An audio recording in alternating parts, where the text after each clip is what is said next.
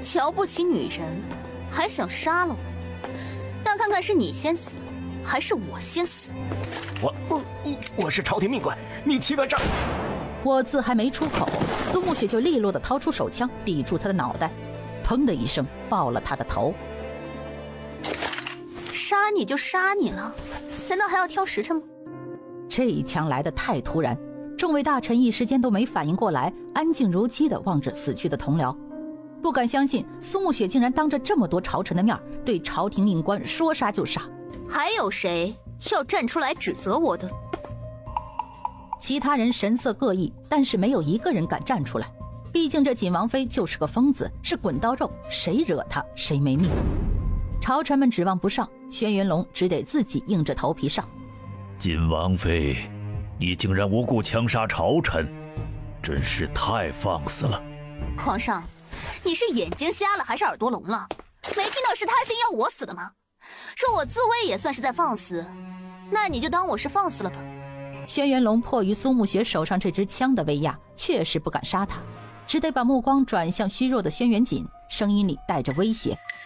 救皇帝，锦王妃如此藐视王法，该当何罪？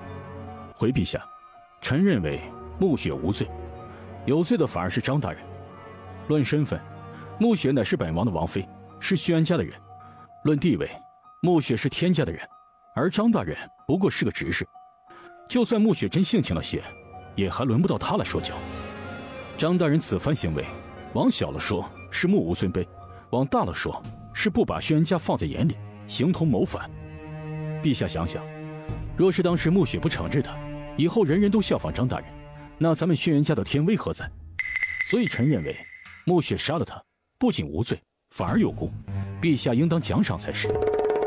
轩辕锦的一番歪理邪说，成功把轩辕龙气笑了。陛下，杀藐视皇威之人这份奖赏我迟点再拿，现在先算算镇国公刺杀我们景王府的账吧。镇国公不是说了吗？单凭那些刺青和一块令牌，根本就不能证明是他干的吗？你还想怎么算？轩辕龙咬着后槽牙问。